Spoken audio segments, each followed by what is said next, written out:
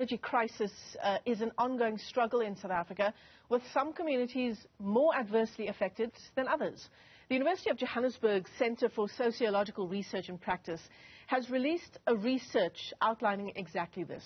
The report is entitled Energy Racism, the Electricity Crisis in South Africa, and it seeks to explore the experiences, responses and solutions of people, particularly in Soweto, to the electricity problems plaguing the country. So let's unpack the findings in this report. We're joined by one of its authors, Professor Sinwell, who joins us via our video link this morning. Prof, it's great to have you with us on the program. And I think what this report does is that it puts into words what communities like Soweto have been suspecting for many, many years, insofar as how they are affected by electricity outages in South Africa. Yes, thanks so much for having me. So the logic behind doing the research is that we didn't want to look from the top down in terms of a prescriptive, policy-oriented or blanket approach and just assume what is happening on the ground. Instead, we decided we should be talking to people to look at what's happening from below. And when you look at social phenomenon through the lens of people who are marginalized or affected, you find that actually the story changes. So we looked at an area in Soweto, in Pimville, a specific place called Sun Valley, which was shut off from electricity for 14 months. So they were left in the dark, and they found a lot of different ways of coping. So this was basically because of a transformer. So there was poor servicing in the area, and we wanted to find out what the coping mechanisms were that people used. And we also came up, so we did something that's called grounded theory, meaning that theory emerges from people's experiences on the ground, and that's where we came up with the concept of energy racism, which we feel also helps describe what is happening in other places across the country, especially in black townships and informal settlements that are experiencing load reduction, which I can go into in more detail. Yeah, please. And the question here is, what is the difference between load shedding and load reduction? And part of what your report talks about is that reducing the load reduction, what it does is, as the name suggests, reduces South Africa's energy demand, but focuses that reduction on black communities. That is exactly what is happening. So during the lockdown, Eskom implemented a new policy in winter, which indicated that low-paying communities or people or communities that they had deemed were less likely to be paying would be load reduced. So we're familiar with load shedding, where, everyone gets cut off in different places, for 2 hours at a time. But load reduction is targeting black townships. It's basically a punishment actually meted out by Eskom for non-paying customers. But it doesn't just affect people who are non-paying, it affects the entire community. Whether or not you want to pay, you will be load reduced. And it is most likely, and it may be that it happens only in communities that are black townships and informal settlements. So you do find it, for example, in Katlehong. You can find it in other areas, but certainly in Soweto, they'll be cut off much more frequently. So you'll find that you could get cut off for 5 hours in the morning and then again 5 hours at night. Yeah. Yeah. And most of the announcements made by Eskom around cutoffs are actually having to do with what is called load reduction. So they're telling communities that you will be shut off, and then everyone gets affected by that. So it's a form of discrimination against those who are less likely to be able to afford to pay. Yeah. So the report also talks about evidence of how areas where particularly black working class people live are neglected by Eskom, especially when it comes to things like maintenance, service complaints, people logging complaints because of power outages, and a response time insofar as repairs are concerned. What Eskom will likely say is that in such areas, there are a number of illegal connections, and this is actually putting a strain on the grid, and that's why those areas are load shed or load reduced more often. Yeah, I mean, it could be the case that they're less likely to pay, but those areas don't use as much energy as an area that might in the suburb with, for example, a pool. So these are areas that are not using as much electricity.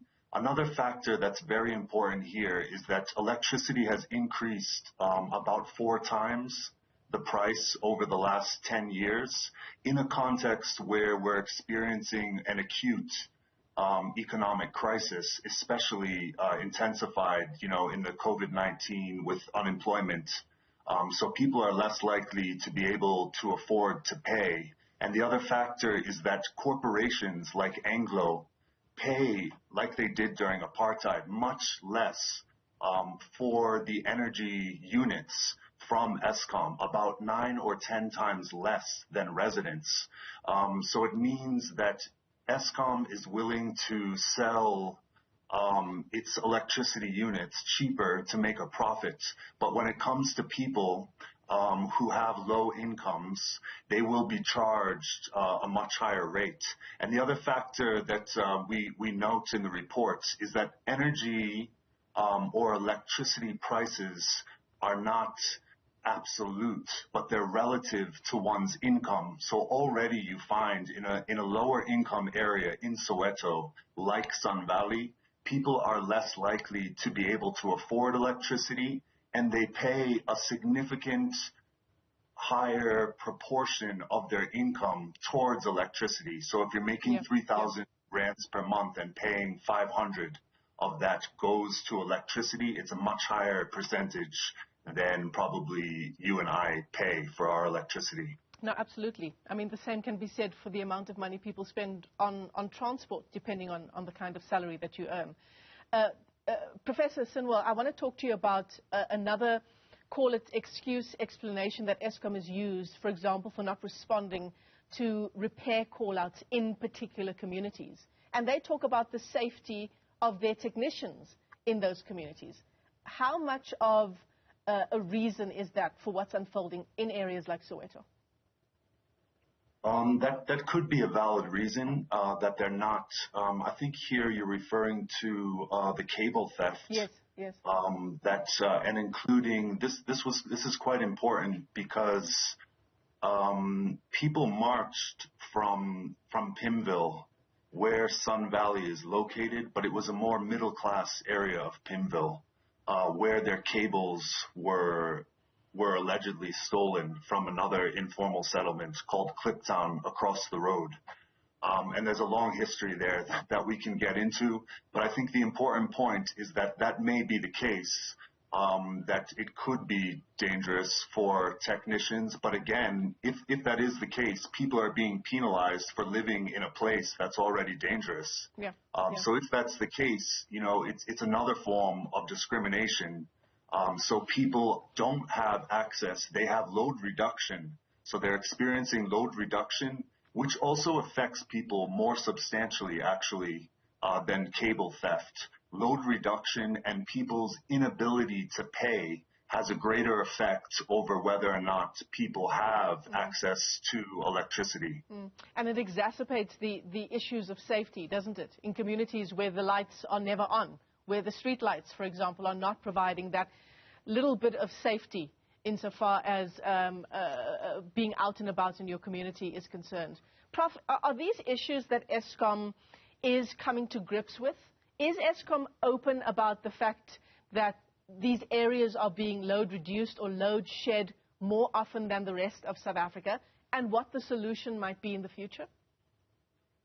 The difficulty is that Eskom is relying upon a neoliberal policy of cost recovery and privatization. So meaning you need to be able to afford to pay for something. You need to recover your costs, and the idea is to make a profit. So, this is part of a shift that we've experienced in South Africa post-1994, especially and into 1996, with the adoption of the growth, employment, and redistribution policies, a shift from state-driven to neoliberal-oriented policies. So those policies have the effect actually of reproducing inequality rather than challenging it. Even if you look at the land redistribution, willing buyer, willing seller, you also need to have money, or the state needs to have money in order to be able to buy land. So the people who end up getting discriminated against or landlessness becomes a form of racism because black people are disproportionately affected by those policies. And we see similarly with ESCOM, it is implementing its own program of privatization and cost recovery. And it's very clear that if you do not pay, then you will not get electricity. But it also does something of blanketing entire communities, so everyone in Soweto gets lumped into one sum of non-payers, even though it's not the case, that it is the case, in fact, that many people are willing payers, but they still don't have regular access to electricity because they're reduced in terms of the amount of time when they're able to actually access electricity. And around we go. Professor Luke Sinwell, let me thank you for your time this morning. The University of Johannesburg releasing this interesting research report entitled Energy Racism, the Electricity Crisis in South Africa.